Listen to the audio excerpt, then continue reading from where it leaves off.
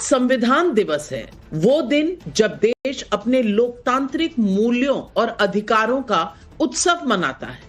इस मौके पर संसद के सेंट्रल हॉल में खास समारोह आयोजित किया गया।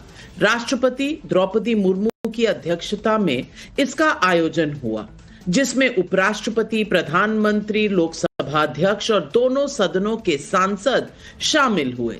राहुल गांधी और मल्लिकार्जुन खड़गे भी इस समारोह में मौजूद थे। लीडर ऑफ ऑपोजिशन के तहत राष्ट्रपति मुर्मू ने 9 भाषाओं में संविधान का अनुवादित संस्करण जारी किया और इस मौके पर राष्ट्रपति ने कहा कि महिला सशक्तिकरण, आर्थिक सुधार, राष्ट्रीय एकता के क्षेत्र में सरकार ने ऐतिहासिक कदम उठाए।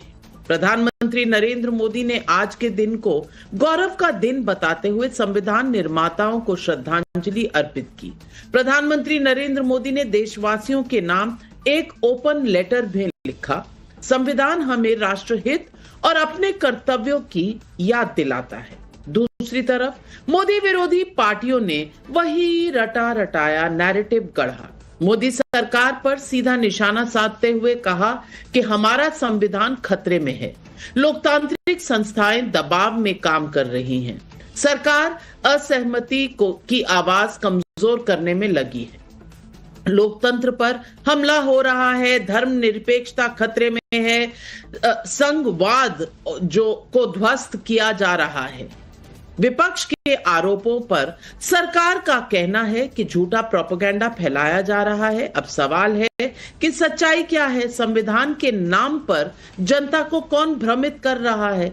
संविधान और लोकतंत्र को खतरे में बताकर मोदी सरकार पर निशाना साधने वाली पार्टियां क्या कर रही हैं? मोदी विरोध में बिना सत्य और तथ्य के संवैधानिक संस्थाओं को लगातार टारगेट किया जा रहा है। एक तरफ ये नैरेटिव है, चुनाव आयोग के वोटर वेरिफिकेशन अभियान का सिर्फ विरोध ही नहीं हो रहा, हिंदुस्तान की नींव हिलाने की धमकी तक दी जा रही है। एसआईआर को आग से खेलने वाला बताया जा रहा है। बीएलओ यानी ब्लॉक लेवल ऑफिसर को कमरे में बंद करने की धमकी दी जा रही है और ये नेता लॉ मेकर खुद कह रहे हैं। तुष्टीकरण की राजनीति के लिए नई बाबरी मस्जिद के पोस्टर लहराए जा रहे हैं। मैं पूछना चाहती हूं राहुल गांधी जी से, ममता बनर्जी से, अखिलेश यादव से, उन नेताओं से जो संविधान और लोकतंत्र को खतरे में बता रहे हैं, क्या इसी तरह संवैधानिक संस्थाओं को धमकी देकर वो संविधान बचाने की लड़ाई लड़ेंगे? ऐसे में पब्लिक पूछ रही है सवाल, क्या सचमुच संविधान खतरे में है या मोदी से सीधे चुनाव नहीं जीत पाने की वजह से विरोधियों की राजनीति खतरे में है? ये सवाल आज पब्लिक का।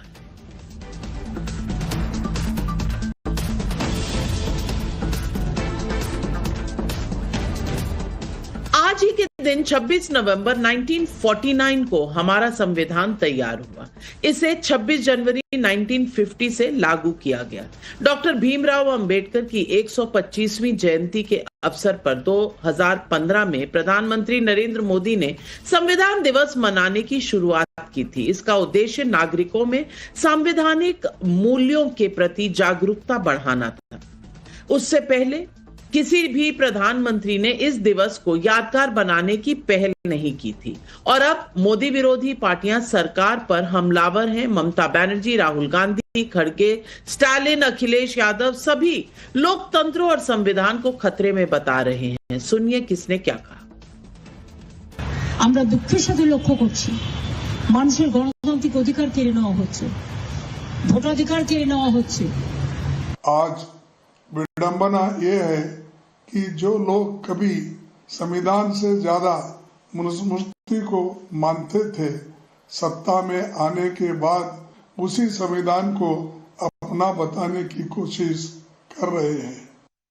हमें इस बात की चिंता है कि क्या इस देश में संवैधानिक व्यवस्था कायम रहेगी नहीं रहेगी, लोकतंत्र रहेगा कि नहीं रहेगा। संविधान दिवस मनाने वाले भारतीय जनता पार्टी ने सबसे ज्यादा ठेस बाबा साहब भीमराव अम्बेडकर जी के दिए हुए संविधान को पहुंचाया है।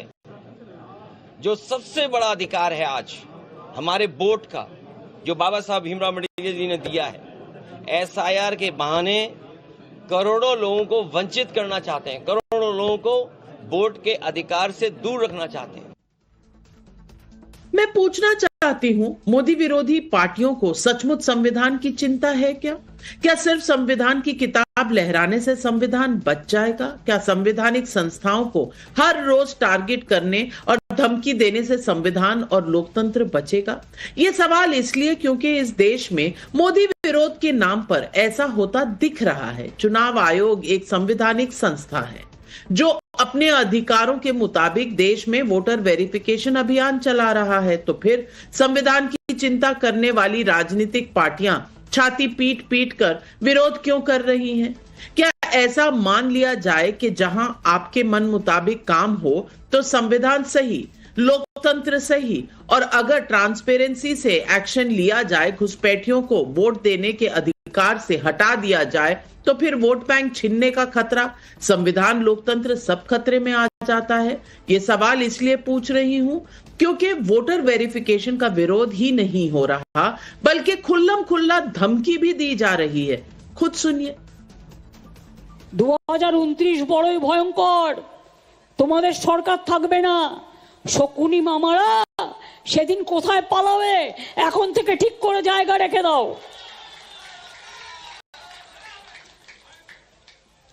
আমায় বাংলায় আঘাত করলে, কারণ মানুষকে আঘাত করলে আমি মনে করি আমাকে আঘাত করছে, আমাকে আঘাত করলে আমি সারা ভারতবর্ষ হিলিয়ে দেব, এটা মাথায় রেখো। ইলেকশনের পরে আমি একটু দেশটা চষে বেড়াবো। सही नाम होना चाहिए, नाम की कटौती होगी, आग से खिलवाड़ होगा, हम इसे बर्दाश्त नहीं करेंगे। एसआईआर हम लोग लागू नहीं होने देंगे।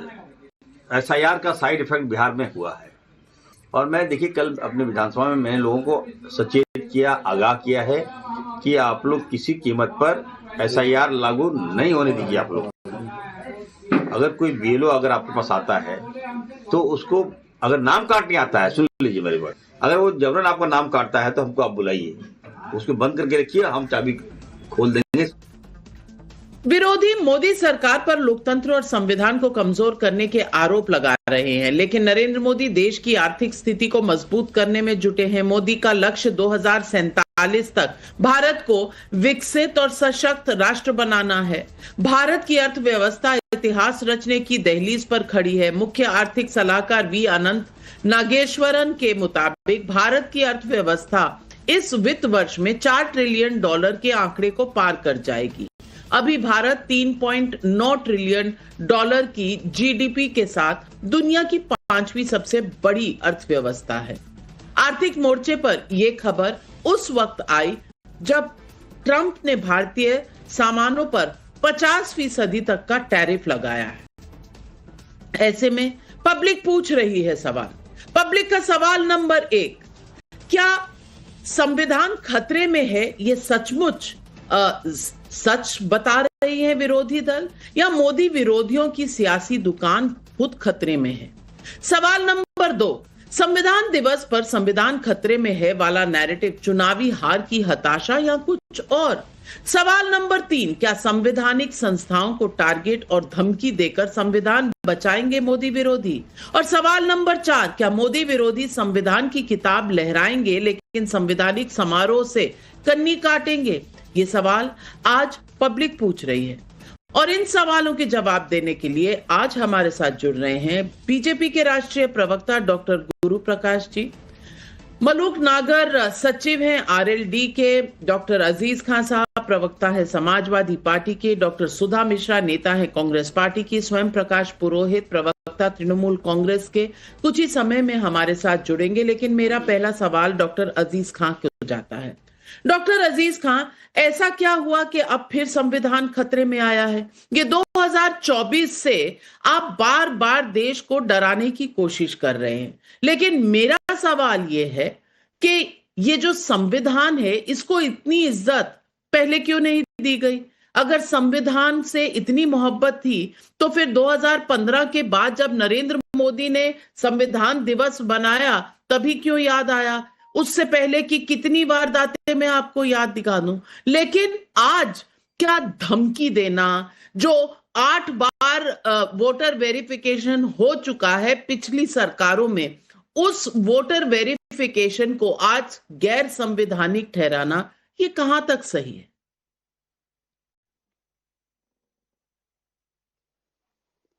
देखिए नाविका जी, सबसे पहले तो आज संविधान दिवस है और मैं सभी देशवासियों को इसके लिए बहुत मुबारकबाद दूंगा और दे रहा हूं दिल से। लेकिन मैं कहना चाहूंगा कि जो सत्ता पक्ष में जो लोग बैठे हैं, जिनको संविधान पर यकीन नहीं है, यकीनन यकीन नहीं है, मैं उनके लिए सिर्फ यह कहना चाहूंगा कि इस देश का हर नागरिक जो वोटर है, इस देश का रहने वाला है, क्योंकि आर्टिकल 326 ये कहती है कि जो इस देश का वासी है उसको वोट देने का अधिकार है, उसे वंचित नहीं किया जा सकता। लेकिन अगर जो लोग सत्ता में बैठे लोग हैं उनके अधिकारों का अगर हनन करते हैं तो ऐसी व्यवस्था में यकीनन संविधान की जो रूह है, जो आत्मा है, उसके साथ खिलवाड़ किया जा रहा है। यह बहुत दुख की बात है। एक बात आज मैं देख रहा हूं कि जो SIR 2003 में 2 साल में हुआ था, अचानक SIR जो ये हो रहा है, अभी कोई जल्दबाजी नहीं थी, कोई चुनाव नहीं है उत्तर प्रदेश या अन्य राज्यों में, 1 महीने में आप देखिए तमाम BLO प्रेशर में है, दबाव में है, आत्महत्या कर रहे हैं। लगातार कई प्रदेश में तमाम BLO कोई जहर खा के मर रहा। अभी गोंडा में जहर खा के आप देखिए BLO ने आत्महत्या कर लिया, फतेहपुर में आत्महत्या कर लिया। इतनी जल्दबाजी क्या है? जो स्टेक होल्डर्स है, जो सर्वदलीय बैठक बुलानी चाहिए, जो स्टेक होल्डर्स है पार्टियां, उनसे राय मशवरा नहीं किया, सलाह नहीं लिया। और आज बीजेपी एक चीफ इलेक्शन कमीशन का, जो ECI का, वो किस तरह वकालत करती है? क्या इसको नहीं चाहिए कि हर वोटर जो इस देश का वोटर है उसका वोट छूटने ना पाए? क्यों आखिर जो सत्ता में बैठे लोग हैं क्यों इतनी जल्दबाजी मचाएं? अजीज खान साहब, मैं तो आपके साथ सहमत हूं कि जो भी भारत का रहने वाला है, नागरिक है, उसका वोट रहना चाहिए। आप बार बार कह रहे हैं अगर उसका वोट कटा, अगर उसका वोट कटा, अगर उसका वोट कटा तो सड़क पर आइएगा अगर आपकी कंप्लेंट कोई ना सुने। लेकिन अगर ऐसा कुछ हुआ नहीं मगर आप इतना संविधान खतरे में बचा रहे हैं, ये कैसे हो गया? अब गुरु प्रकाश जी मुझे बता दीजिए, 2003 में या इससे पहले 8 बार जब भी SIR या वोटर वेरिफिकेशन की प्रक्रिया हुई थी, उस वक्त कौन सी सर्वदलीय बैठकें हुई थी? जरा मुझे याद दिला दीजिए, याद नहीं आ रहा। अजीज खान साहब को भी याद दिला दीजिए, शायद इनकी भी याददाश्त खो गई है। नहीं नाविका जी, मैं तो बिहार से लाइव हूं और बिहार में अभी भी एक्सरसाइज हुए हैं और SIR के एक्सरसाइज में राष्ट्रीय जनता दल के जिला अध्यक्ष, कांग्रेस पार्टी के जिला अध्यक्ष, सबने इक्वली पार्टिसिपेट किया है। ऑन रिकॉर्ड आप कहिए तो कांग्रेस पार्टी के औरंगाबाद जिला के अध्यक्ष, उन्होंने कहा है कि SIR का प्रोसेस बहुत ही ट्रांसपेरेंटली हो रहा है, SIR के प्रोसेस में बहुत ही पारदर्शिता है और सुप्रीम कोर्ट ने उन्हीं के व्यूज को एको किया है। अभी कहा जा रहा था, सुप्रीम कोर्ट ने कहा है, शब्दशः मैं सुप्रीम कोर्ट के जजमेंट को आपके और आपके दर्शकों के लिए कोट करना चाहता हूं, that SIR which is being conducted by Election Commission of India is as per Article 324, 325, 326. SIR एक पूर्णतः संवैधानिक प्रक्रिया है, SIR एक ऐतिहासिक प्रक्रिया है, ये कोई पहली बार हो रहा है ऐसा नहीं है। और नविका जी, आप तो वरिष्ठ हैं, आप तो बिहार में चुनाव में आई भी थी, कितने क्लेम्स आए थे, कितने ऑब्जेक्शंस आए थे? और ये बिहार की बात कर रहा हूं, मैं क्षमा चाहता हूं। बिहार का एक विशेष स्थान है राजनीतिक चेतना में, राजनीतिक जागृति में। बिहार नालंदा विक्रमशिला की भूमि है, बिहार लोकतंत्र की जननी है, बिहार जयप्रकाश नारायण की भूमि है, बिहार जननायक कर्पूरी ठाकुर की भूमि है। और उस बिहार में आपको लगता है नविका जी कि आप आएंगे और लोगों का मताधिकार छीन लेंगे, लोगों को वोट करने के अधिकार से वंचित कर देंगे और बिहार शांत बैठेगा? अरे किस प्रकार की बात होती है भाई? ये कोई मुद्दा नहीं है नविका जी, स्थापित हो गया है। बिहार के 7.5 करोड़ वोटर्स ने इस मुद्दे पे पूर्ण विराम लगा दिया है, पहली बात। दूसरा, संविधान दिवस पे अभी कह रहे थे, मतलब मुझे बड़ा ताज्जुब होता है नविका जी, बड़ा आश्चर्य होता है कि समाजवादी की पार्टी के नेता संविधान पे कुछ बोले, समाजवादी पार्टी के नेता डॉक्टर अंबेडकर का नाम अपने मुंह से लें। मैं पूछना चाहता हूं इनसे, आजम खान साहब कौन है? आजम खान साहब ने नविका जी ऑन रिकॉर्ड पब्लिक में बोला था कि बाबा साहेब अंबेडकर देश के सबसे बड़े भूमाफिया हैं, वो कहते हैं ये जमीन मेरी है और आगे वाली जमीन भी मेरी है। कहा था कि नहीं कहा था? आप किस मुंह से बात करते हैं वंचितों की? आप किस मुंह से बात करते हैं पीडीओ की? मतलब मुझे समझ में नहीं आता है, एकमात्र पहली बार ऐसा हुआ इतिहास में कि SC ST को रिजर्वेशन मिलना था प्रमोशन में। उसका विरोध किसने किया नविका जी? एक पॉलिटिकल पार्टी थी, समाजवादी पार्टी ने SC ST को आरक्षण ना मिले ये सुनिश्चित करने के लिए सदन में आवाज बुलंद किया था। मतलब सुधा मिश्रा जी, इनकी चिंता सिर्फ एक ही है गुरु प्रकाश जी, इनकी चिंता सत्ता है। सत्ता क्यों नहीं मिल रही और जल्दी कब मिलेगी, ये इनकी चिंता है। अब स्वयं पुरोहित जी हमारे साथ जुड़ गए। स्वयं पुरोहित जी नमस्कार। ममता दीदी ने तो आज सारे देश को हिला दिया। उन्होंने कहा है कि हिला देंगी देश को, कोई भी SIR करेगा, कोई भी बंगाल में आके कुछ कहेगा तो वो देश हिला देंगी। मैं पूछना चाहती हूं, क्या धमकी के अलावा कोई भाषा नहीं है? क्या धमकी की भाषा ही संविधान की भाषा है? और क्या आपके यहाँ जो बाबरी मस्जिद की नींव रखी जा रही है, इस पर आपका ख्याल नहीं गया? क्या ये भी संविधान की उपलक्ष्य में, संविधान दिवस के उपलक्ष्य में ये सब हो रहा है कि बाबरी मस्जिद और बाबरी मस्जिद बनाने की 6 दिसंबर की बात हो रही है? मैं पूछना चाहती हूं स्वयं पुरोहित जी, संविधान खतरे में क्यों है? सिर्फ इसलिए कि विरोधी दलों को कोई मौका नहीं मिल रहा कि किस तरह से ऐसे वैसे जैसे भी करके नरेंद्र मोदी को सत्ता से हटा सके? नहीं, देखिए, तो आप तो दूसरा पक्ष को विपक्ष में खड़ा कर दे रही है। सत्ता को बेदखल कौन कर रहा है इस देश के अंदर में? चाहे वो तृणमूल कांग्रेस हो, चाहे वो कांग्रेस पार्टी हो, चाहे वो जितनी भी देश की विपक्षी पार्टियां हो, चाहे वो उत्तर प्रदेश में कभी अखिलेश यादव को अपने बेटे से लड़वाया, रामविलास पासवान जी को के जाने के बाद में कैसे चाचा भतीजा लड़े, महाराष्ट्र में कैसे चाचा भतीजा लड़ रहे हैं, कैसे सत्ता में ईडी सीबीआई इंस्टीट्यूशन का दुरुपयोग करके किस तरह से सत्ता को हथियाने का एक दौरा मापदंड भारतीय जनता पार्टी कर रही है। आज ये जो SIR है, आपने जो आरोप लगाया SIR के ऊपर में, बस आप मुझे बताइए, इतनी 30-32 से ज्यादा मौतें पूरे देश में हो चुकी है। जो BLOs हैं उनकी मौतें हो चुकी है। वो लिख रहे हैं कि आपको इतनी, और इनके जो अधिकारी हैं वो फोन कर करके उनको धमकाते हैं कि आपको शोकॉज कर देंगे, आपकी नौकरी चली जाएगी। अरे भाई, इनके उत्तर प्रदेश में आज एक BLO ने आत्महत्या की है। इसका जवाब, इसकी हत्यारा कौन है? अरे इतनी हड़बड़ी क्या है? ममता बनर्जी ने क्या कहा? किसी भी एलिजिबल वोटर का नाम हम नहीं कटने देंगे। ये क्या गलत है? एलिजिबल वोटर को नाम काटना क्या इलेक्शन कमीशन का काम है क्या? ये काम इलेक्शन कमिश्नर का नहीं है। इलेक्शन कमिश्नर का काम है ज्ञानेश्वर कुमार जी का कि आप सर्व पार्टी को, सर्वदलीय पार्टियों को एक साथ में एक चश्मे से देखें। आपके लिए भाजपा में और दूसरी विपक्षी पार्टियों में फर्क क्यों लग रहा है आपको? आप कभी भी सुनवाई के अंदर में स्वयं पुरोहित जी मुझे इतना समझा दीजिए, स्वयं पुरोहित जी मुझे इतना समझा दीजिए कि कितने वोटरों का के घर फॉर्म नहीं पहुंचा है? आपके पास कहीं अंदेशा है कि कुछ लोगों को नहीं मिला या कुछ लोगों के नाम कट गए, कुछ मिला? ऐसा कोई एविडेंस है आपके पास? देखिए, ये माहौल किसने बनाया? नाम कटने की बात कहां से आ रही है? ये माहौल किसने बनाया है? नाम कटे हैं। मैं आपको डाटा दे रहा हूं ना, आप सुनिए ना। आपने जब स्पष्ट किया है, कुछ बिहार के अंदर में माथा मांगा बोल करके एक डिस्ट्रिक्ट है, वहां बूथ में जहां पे 2002 की लिस्ट में 740 से ज्यादा वोटर थे, वो जो खसरा लिस्ट आई है उसके अंदर में 100 से ज्यादा 130-32 वोटर है, तो वो नाम हट गए हैं। तो वो बेचारे जो वोटर है वो खोज रहे हैं। अब 9 तारीख को एक लिस्ट आएगी, उसके बाद में इतनी परेशानी, इतनी जल्दबाजी क्यों है भाई? इसके पहले भी तो समरी रिवीजन हुआ है। आप करिए, कौन रोक रहा है आपको? आपके पास सारे इंस्टीट्यूशन है। संविधान आपको मानना नहीं है, क्योंकि आप जब आपकी इच्छा होगी आप 10 पर संविधान में ही तो लिखा है, संविधान में ही तो लिखा है कि इलेक्शन कमीशन का दायित्व है कि वो समरी इंटेंसिव रिवीजन करे, और ये पहली बार हो नहीं रहा। 8 बार पहले हो चुका है। कब सर्वदलीय बैठक हुई? अगर आपको लगता है, अंदेशा है कुछ लोगों का नाम हट गया, आप रिप्रेजेंटेशन दीजिए। अभी तो समय है, अभी तो फाइनल हुई नहीं लिस्ट। लेकिन गुरु प्रकाश जी, ये माहौल, स्वयं पुरोहित जी बात कर रहे हैं माहौल की, ये माहौल कौन बना रहा है? ये संविधान के खिलाफ का माहौल कौन बना रहा है? नहीं, नविका जी, बहुत सही सवाल आपने इनसे पूछा था, और आपने इनसे शुरुआत में ही कहा कि भाई दीदी कह रही हैं कि भाई हम हिला देंगे, समक्ष राष्ट्र को हिला देंगे। नविका जी, मैं आपका ध्यान आकर्षित करना चाहता हूं एक ऐसी धमकी पे।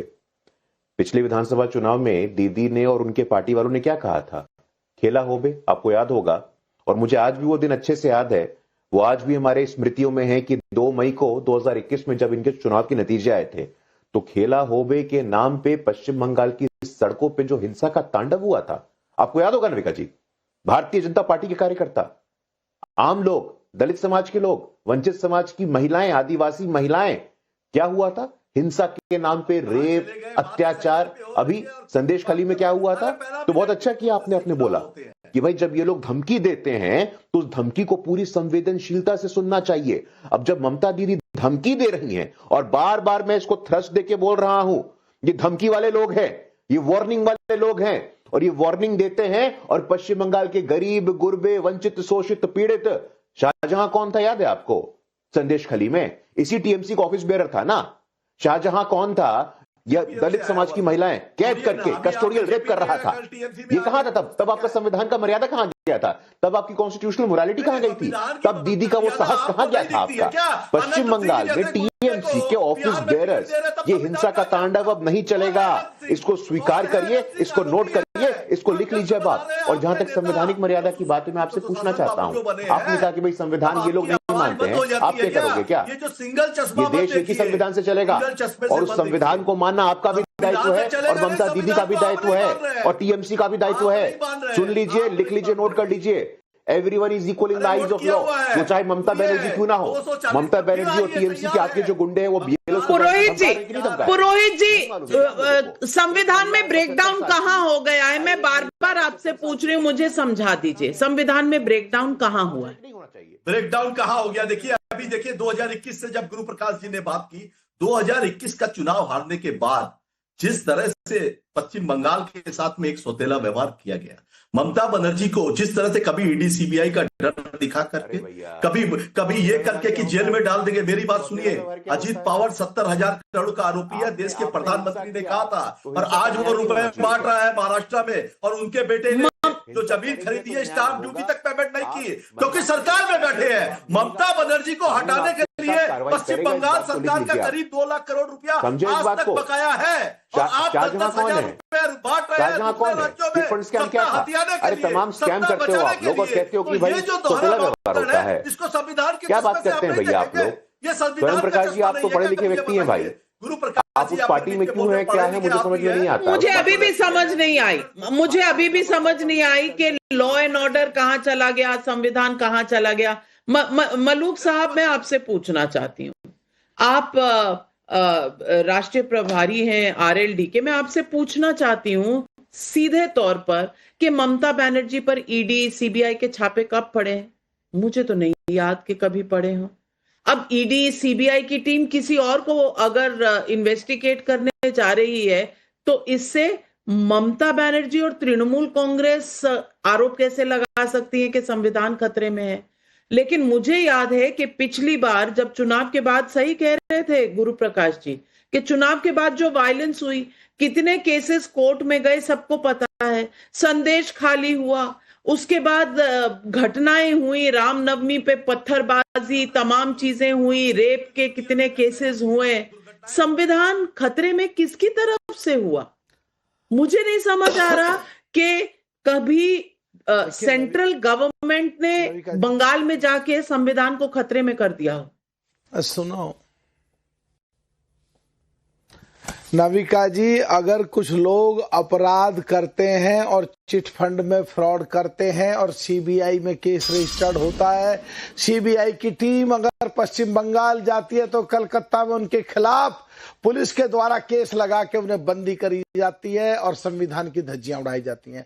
अगर बंगाल में बाढ़ आती है और लोग भूखे मर रहे हैं, दवाइयों के लिए मर रहे हैं, और वहां के एमपी और एमएलए दूसरे दलों के एनडीए के उन्हें दवाई और खाना ले जाते हैं, तो उनके सर फोड़े जाते हैं, लोगों को भूखा मारा जाता है, बगैर दवाई के मारा जाता है, संविधान की धज्जियां उड़ाई जाती हैं। ममता जी कहती हैं देश को हिला दूंगी।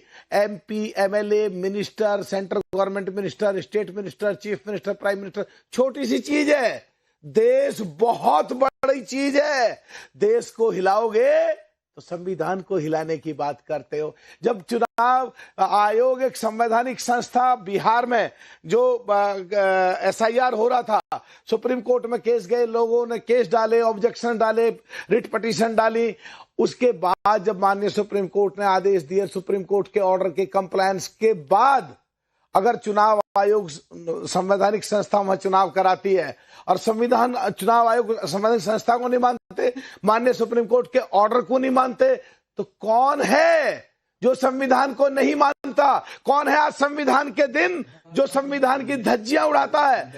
और एक नविका जी, आप एक बात कह रहे थे, मैं कह रहा हूं, अगर ये लगातार 3 बार पूरे देश में हारे, फिर दिल्ली में हारे, ये अपना यहाँ पे अपना पंजाब में हारे, मध्य प्रदेश में हारे, हरियाणा में हारे और महाराष्ट्र में हारे और अभी ताजा ताजा बिहार में हारे, कुछ तो बोलेंगे, ये कुछ तो बोलना ही है। कुछ बोल तो रहे हैं कि संविधान खतरे में है, संविधान खतरे में है। ये एक रट लगा कर रखी है जो विरोधी पार्टियों ने। ये देश अब समझ गया। अब सवाल सुनिए सुधा मिश्रा जी। अनिल सिंह कानपुर यूपी से पूछ रहे हैं, जो खुद संवैधानिक संस्थाओं को टारगेट कर रहे हैं, धमकी दे रहे हैं, उन्हें संविधान खतरे में है कहने का क्या अधिकार है? नरेश कुमार पटना से कह रहे हैं कि संविधान और लोकतंत्र खतरे में कहकर कब तक जनता को डराएंगे? 24 के चुनाव के बाद जनता सच समझ गई है। शिवराज वैद का पुणे से सवाल है, क्या राहुल गांधी की तरह ममता बनर्जी भी क्या खुद को संविधान से श्रेष्ठ समझने लगी हैं, जो संवैधानिक संस्थाओं का विरोध कर रही हैं? सवाल यह है सुधा मिश्रा जी कि कांग्रेस जब ये सवाल उठाता है तो देश पूछता है कि अरे बाप रे बाप, अब आपसे संविधान का लेसन ले। 1975 में क्या हुआ? 38 to 42 अमेंडमेंट्स चले गए। शाबानो के केस में संविधान का आपने क्या किया? 88 बार 356 लगाकर आपने सरकारें डिसमिस की हुई हैं। आप देंगे लेक्चर संविधान खतरे में है? क्या बात है। आपका प्रश्न मतलब ये बता रहा है कि आप पत्रकार की तरह नहीं, आप एक एकांगी प्रश्न पूछ रहे हैं कि हम बताएंगे। हम नहीं बताएंगे, क्यों नहीं बताएंगे? संविधान की बात आप कर सकते हैं, मौजूदा सरकार कर सकती है, लेकिन कांग्रेस के लोग नहीं कर सकते, जिन्होंने संविधान के बनने से लेके उसके पहले से लेके इस देश के नींव में अपना बलिदान दिया है, वो नहीं कर सकते। ये प्रश्न पूछने का अधिकार अगर मैं पूछूं कि कैसे मिल गया, कि अगर मौजूदा सत्ता ये प्रश्न करे कि संविधान की ओर अच्छा कर रहा है, तो जिसने संविधान की नींव रखी, जिन्होंने बनने के लिए अपना बलिदान दिया, वो नहीं कर सकते। और जो लगातार संवैधानिक संस्थाओं पे बैठ के संविधान की हर दिन हत्या कर रहे हैं, वो उसकी रक्षा का उत्तरदायित्व ले सकते हैं। क्या ही प्रश्न किया है आपने, मानना पड़ेगा। इस तरह से विपक्ष का काम होता है प्रश्न खड़ा करना। अगर हमें एक भी लगे इतने BLOs ने आत्महत्या कर ली, जबकि संविधान का जो आर्टिकल है 324 से 329, वो एक व्यक्ति एक वोट का अधिकार इस देश में भारतीय होने के नाते देता है। तो जो BLOs मर रहे हैं, उनके अधिकार का क्या? आप जो बातें पूछ रही हैं, उन पर प्रश्न खड़ा किया जा रहा है। अगर देश का संविधान, देश की न्याय व्यवस्था हमें ये अधिकार देती है कि हर व्यक्ति इस देश में अपने अधिकारों के लिए प्रश्न खड़ा कर सकता है, तो उन घरों के प्रश्नों को कौन उठाएगा जिनके ऊपर इतना प्रेशर डाला गया कि उनकी मृत्यु हो गई? आपको पूछना चाहिए ना, लेकिन आप वो प्रश्न नहीं करेंगे। आप लगातार कह रही हैं कि संविधान खतरे में कैसे है, जिस देश में प्रधानमंत्री से लेकर मुख्यमंत्री तक भाजपा शासित राज्यों में संविधान को ही खत्म करने की बात करते हैं, और ऐसे लोगों के साथ खड़े होते हैं जो कहते हैं 400 पार संविधान बदल देंगे। आप उनके नाम बताइए कौन से मुख्यमंत्री ने या कौन से मंत्री ने, नहीं आप नाम बताइए कौन से मुख्यमंत्री या मंत्री ने कहा है कि संविधान बदल देंगे, बता दीजिए ना। नहीं सुधा मिश्रा जी, मैं आपको कह रही हूँ, आपका मुद्दा मैं सवाल पूछूंगी, आप मुझे बता दीजिए किस मंत्री ने या किस मुख्यमंत्री ने कहा है। आप मुझे बताइए किस मुख्यमंत्री ने कहा। मैं अपनी बात रखूंगी, आप मुझे नहीं बताइए मुझे क्या पूछना है। आप अपनी बात रखेंगे, जो आपने ही बात रखी है, मैं आप ही की बात उठा रही हूँ। कौन से मुख्यमंत्री ने कहा है कि वो संविधान बदल देंगे? मुझे जवाब दीजिए पहले आप सुधा मिश्रा जी, किसका? मैं अभी गुरु प्रकाश जी से इसका जवाब लूंगी। आप बताइए कौन से मुख्यमंत्री ने ऐसा कहा है? संविधान की रक्षा के लिए बैठी हुई हूँ, तो आप अरे सुनिए, मुख्यमंत्री से लेके जितने लोगों ने 400 पार तो हुआ नहीं, लेकिन जहां आप बैठी हो वहां पे QI का जो स्तर है वो भी आप देख रही होंगी। तो अब AQI बढ़ने दीजिए। आपकी दिक्कत क्या है? आपकी दिक्कत है कि मुख्यमंत्रियों ने कहा है कि संविधान बदल देंगे, या आपकी दिक्कत AQI है कि संविधान में AQI और सबका मिश्रण बना के कुछ भी बोलेंगी आप अपना सवाल बताइए। आप मुझे एविडेंस दीजिए, किस मुख्यमंत्री ने कहा है कि देश का संविधान बदल देंगे? बताइए किस मुख्यमंत्री ने कहा है कि उनको छुपाने की कोशिश में ऐसे प्रश्न खड़े किए जाते हैं। सुन लीजिए, आपके पास इतने एविडेंस है कि उनको छुपाने के लिए नए प्रश्न। मलूक साहब सुधा मिश्रा जी ने खुद कहा कि ऐसे मंत्री हैं बीजेपी शासित राज्यों में और मुख्यमंत्री हैं जो संविधान बदलने की बात करती हैं। आपको नहीं लगता उन्हें जब बताना चाहिए कौन सा मुख्यमंत्री है? देखिए सुनो नविका जी, डॉक्टर सुधा की गलती नहीं है। इनका तो नेता पार्लियामेंट से निकल के सबसे बड़े नेता राहुल गांधी कहते हैं देश की इकोनॉमी डेड। 60 साल की कांग्रेस के समय में जो इकोनॉमी गई है उसे भी डेड बताते हैं। ये तो प्रश्न तो पूछो सुधा जी, पर प्रश्न ऐसे मत पूछो जो देश के खिलाफ जाए, कांग्रेस के खिलाफ जाए, 60 साल कांग्रेस के द्वारा बढ़ाई इकोनॉमी के खिलाफ जाए। प्रश्न तो पूछो, पर ऐसे प्रश्न मत पूछो जो पाकिस्तान के फेवर में जाए। ऐसे प्रश्न मत पूछो जो देश के खिलाफ जाए।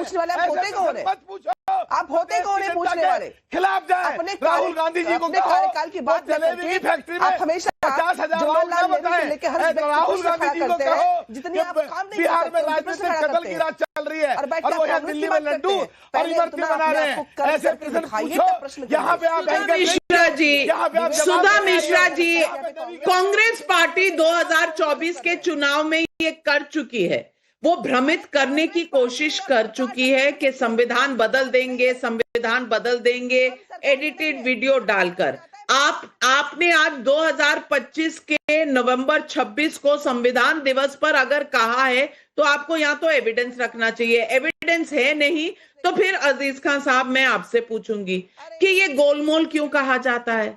आपको याद है कि किसी भी बीजेपी शासित राज्य के किसी मुख्यमंत्री ने कहा हो कि हम देश का संविधान बदल देंगे? कहिए ना, आप भी तो विपक्ष से हैं, आपने सुना होगा। आपने सुना है क्या? ऐसा किसी ने कहा है क्या?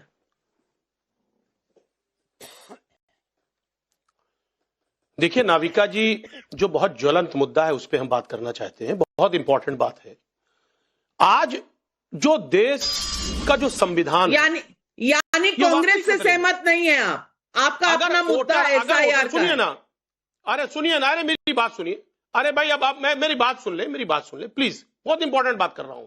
अगर वोटर अपने वोट से वंचित रह गया, अगर यही परिस्थिति रह गई जिस तरह बीजेपी डिफेंड कर रही है ECI को चाहिए कि वक्त बढ़ाए कम से कम 4 महीना, ताकि जो वोटर हैं उनका वोटर लिस्ट में नाम ऐड हो जाए। दूसरी बात, घुसपैठियों के बहाने इस तरीके से नैरेटिव सेट करना कि साहब पहले झारखंड में कहा, फिर बिहार में कहा घुसपैठिए, आप कह रहे जो 12 राज्य हैं उसमें घुसपैठिए। मैं कह रहा हूं जो घुसपैठिए का इशू है वो बीजेपी को 14 इतने सालों से वो 14 से सरकार में उसने घुसपैठियों पे क्या काम किया?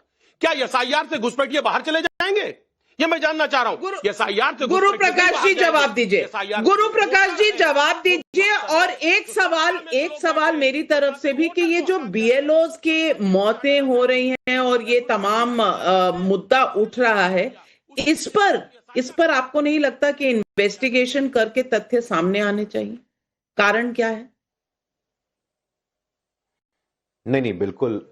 देखिए नविका जी, बहुत ही संवेदनशील विषय है और एक भी हत्या, किसी की भी हत्या हो उस पर उच्च स्तरीय जांच होनी चाहिए और सख्त से सख्त कार्रवाई भी पेश की जानी चाहिए। लेकिन देखिए अभी आपके डिबेट को मैं सुन रहा था और बड़े संवेदनशील लोग हैं, अजीज साहब भी, सुधा जी, मैं सबकी बातों को ध्यानपूर्वक सुन रहा था। कहा कि भाई घुसपैठिए के विषय पे पिछले 11 सालों में हमने क्या किया? घुसपैठिया जो है 2014 में बना है क्या?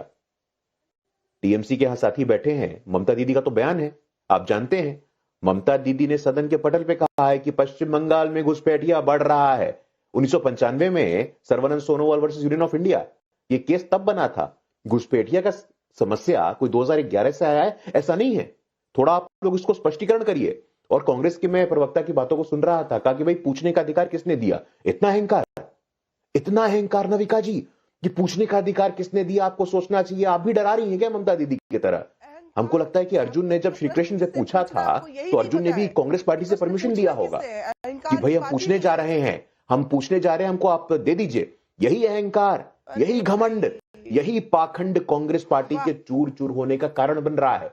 नविका जी, यहाँ पटना में कांग्रेस पार्टी का कार्यालय है, बड़ा ऐतिहासिक बिल्डिंग है, सदाकत आश्रम कहते हैं उसको। सदाकत आश्रम में कांग्रेस के ही लोग वहां पता है क्या कह रहे हैं? टिकट चोर बिहार छोड़। जो कांग्रेस पार्टी के प्रभारी आए थे, कृष्णा अलवरू और तमाम जितने आए गए, आयाराम गयाराम हुआ, वो कह रहे हैं तो लोकतंत्र पे भाषण देने से पहले कम से कम अपने पार्टी के लोकतंत्र पे भी विचार करना चाहिए कि नहीं करना चाहिए। मैं आपसे पूछना चाहता हूं, ये तो विचित्र बात है। सुधा मिश्रा जी जवाब दीजिए। बिहार के लाल 25 साल बाद जब बिहार में चुनाव होते हैं, सीताराम केसरी बिहार के लाल, जब बिहार में चुनाव होता है तब आपको सीताराम केसरी याद आते हैं। इतिहास भूल गए क्या आप लोग? बिहार के पिछड़े समाज से आने वाले सीताराम केसरी को अपमानित करके भगाया था कांग्रेस पार्टी से आप लोगों ने। ये लोकतंत्र का सम्मान है क्या?